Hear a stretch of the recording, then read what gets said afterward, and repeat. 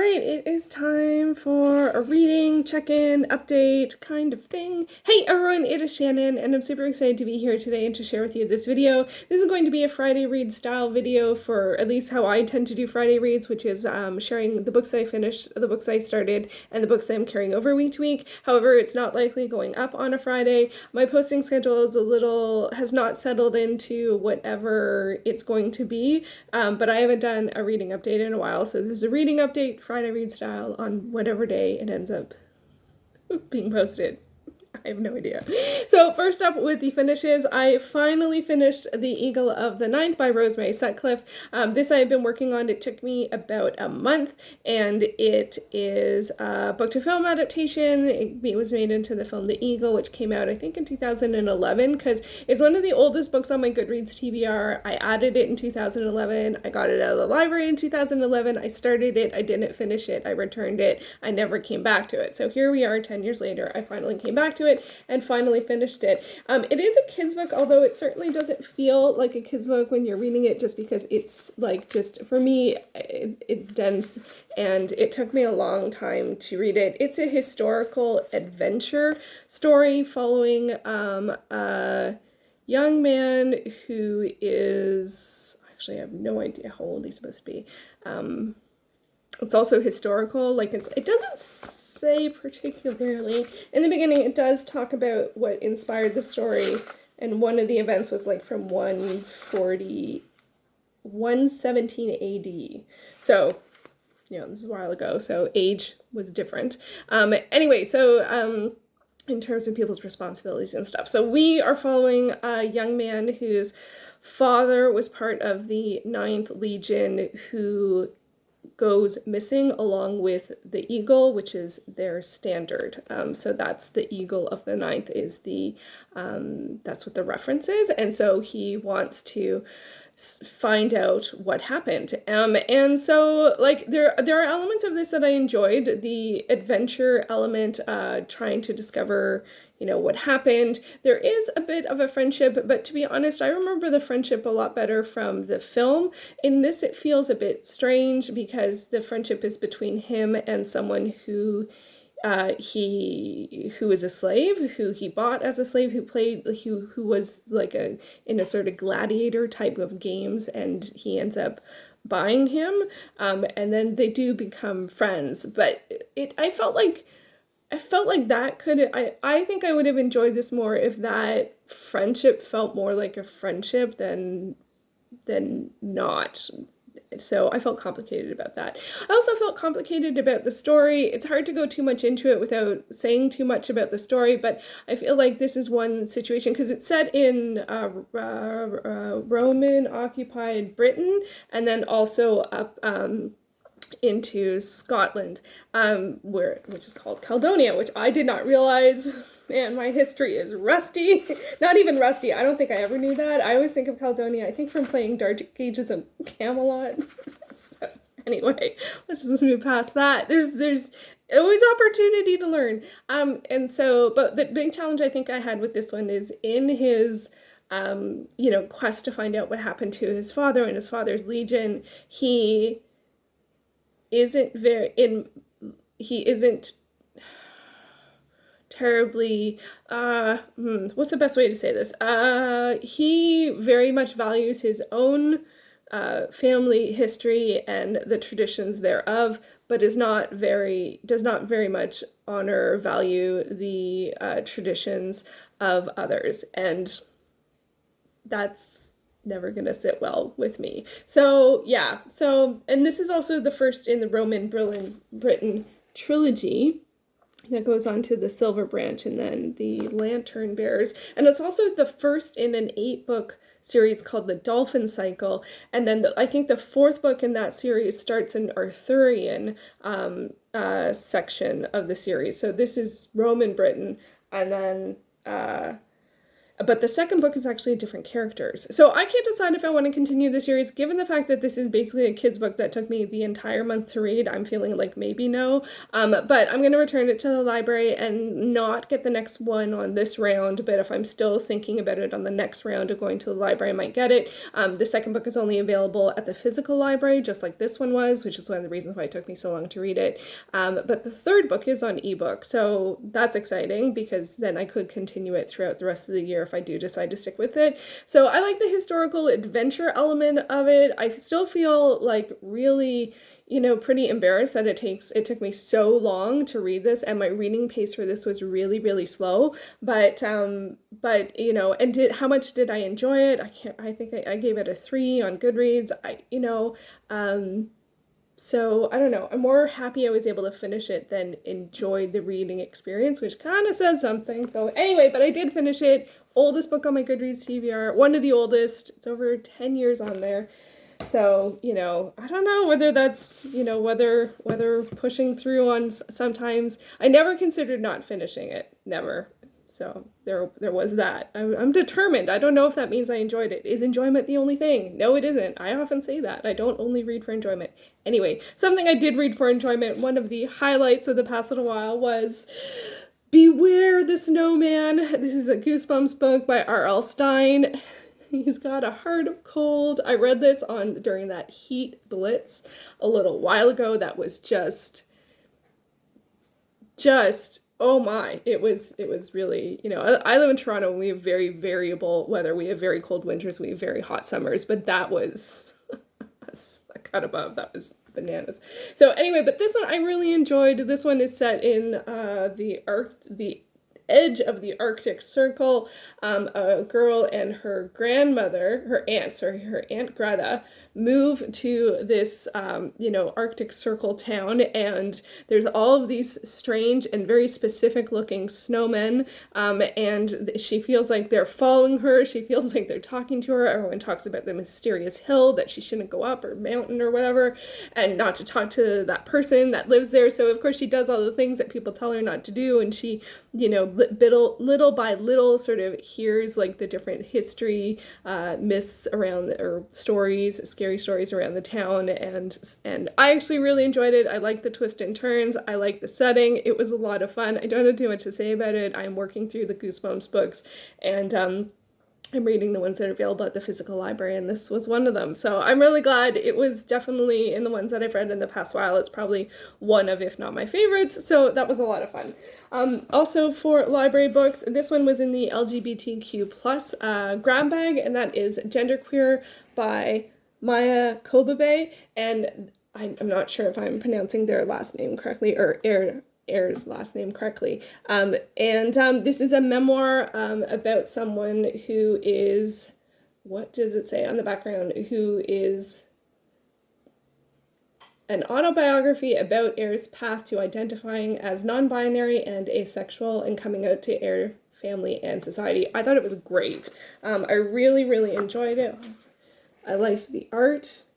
I thought it was very emotional and informative, and also had lots of great pop culture references, and very that's actually informative, emotional, it's a memoir, so it's a personal journey, and I found it was informative, and I really felt for the author, and I, was like, seeing all of the challenges that come up, and all of the triumphs with decisions or moments or people that support them. I just thought it was great. Highly recommend it. Definitely recommend it. It was out of the 6 in the grab bag. It was the one that I had heard and was already on my TBR, so it was great. And I prioritized it because there's only so many copies, and they were all already borrowed from the library. So I was like, okay, have to read it. It didn't take a long time to read. It was great. It was great. So highly recommend. And then some other stuff that mostly I'm working on library books. They're due this week. So of course then ends up being a priority. They're a priority. That's what I've decided for the summer though, is to read library books, because that's when I can get to the library. And so some of the other stuff has been a bit more of a mixed bag. Oh, I did also finish, and I was having some challenges with this. I did finish 3 short stories by Ilona Andrews, which is one of my favorite authors. It's an author team, a husband-wife team, and I read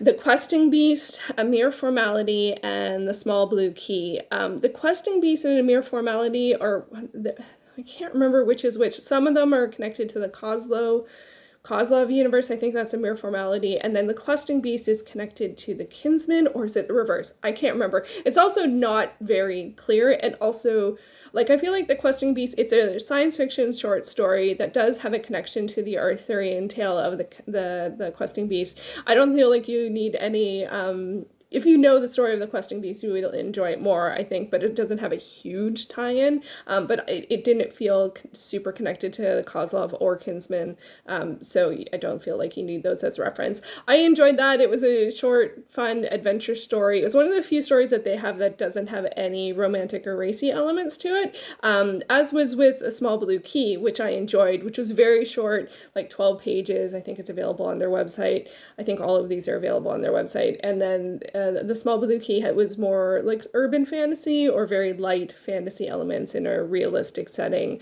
about a challenging family. And I really enjoyed it. Small Blue Key out of the 3 was my favorite. But A Mere Formality, I really didn't enjoy. And I don't usually talk about things that I don't enjoy unless I'm trying to like figure out why I didn't enjoy them, or I feel like they're problematic or something like that. I feel like I read so much that I generally share the things that I enjoy.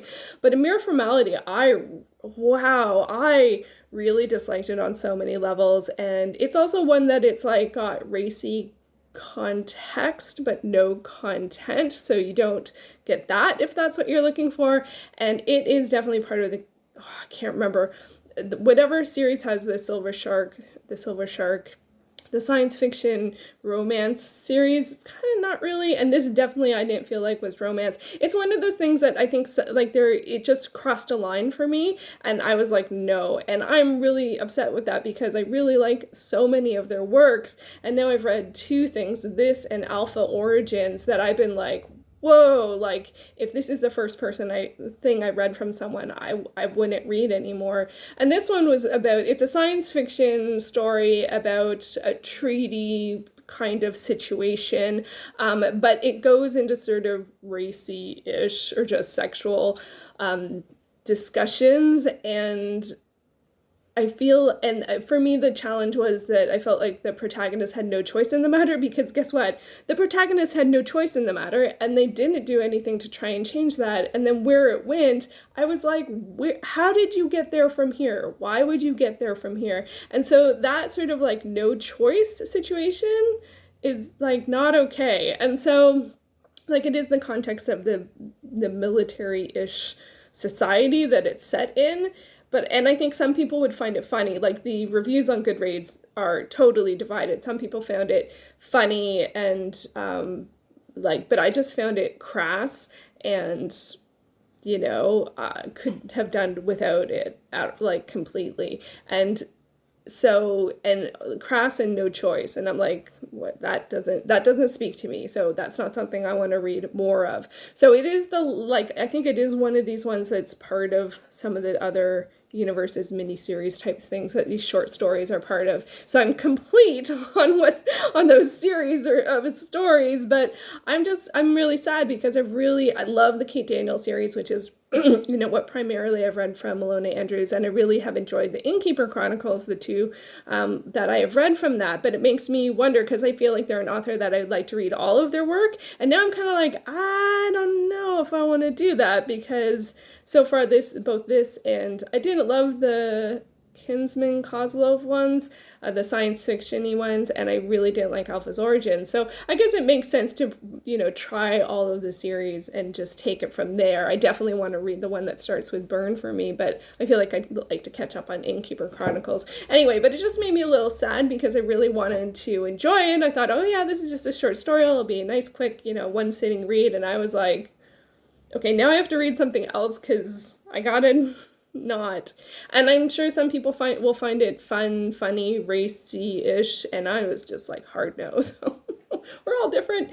But it just made me sad because I really feel like, up until that point, I was, able to enjoy almost everything I had read by that author team, and now I'm like, yeah, not so much. So that's a little too bad. On to some of the things that I'm currently reading. Another author that I'm reading all of their work, but I can say happily I'm enjoying this next work more, is Lynda Barry. And so I'm reading Everything, Collected and Uncollected.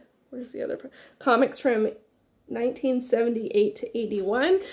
So Lynda Barry wrote Ernie Pook's comic, and I'm in the middle of a section that's all of these early, which does not belong, toast and jelly. Oh, I can't read that backwards. A lot of dogs, a lot of hot dogs, birthday cake, or stinky. Like some of Lynda Barry's work is definitely a bit more absurdist, and some is a bit more, regular narrative.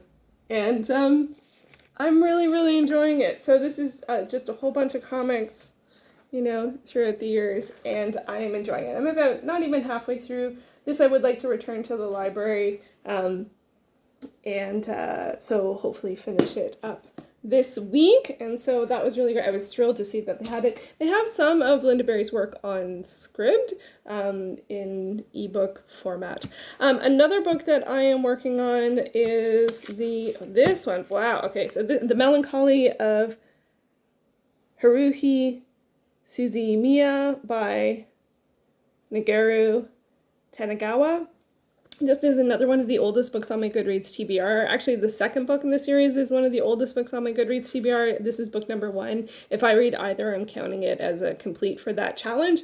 And this is about a cute, determined high school girl who creates, which is the title character, who creates the SOS Brigade, where is like a club for anything, investigating things that are unusual or otherworldly or supernatural or paranormal. That's what it looks like it's about, and they're only interested in those things, and they are disinterested in almost everything else. But we actually follow a character named Keon, who's a sarcastic guy who sits behind them in homeroom. And initially, I found this was interesting. This is a light novel, and thanks to Mel for explaining that a light novel is like a novelization of a manga or I think an anime, because that makes a lot more sense. I could not figure out what a light novel was even from reading the Wikipedia page. I'm just like, I don't understand. So that makes much more sense. So it's like a novelization. So instead of visual form, you're getting it in prose form.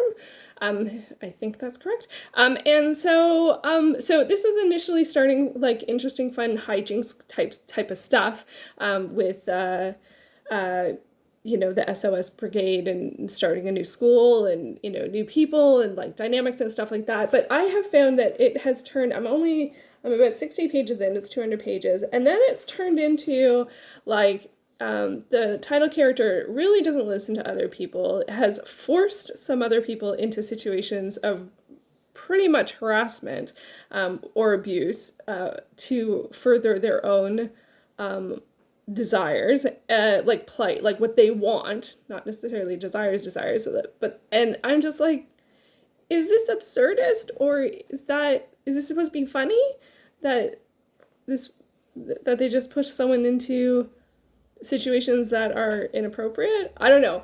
I do not do well with humor, so I don't know if it's supposed to be funny. If it's supposed to be funny, I'm not finding it funny. So, but now I am close enough through it that I want to see it through and finish the book, but I'm not terribly enjoying it.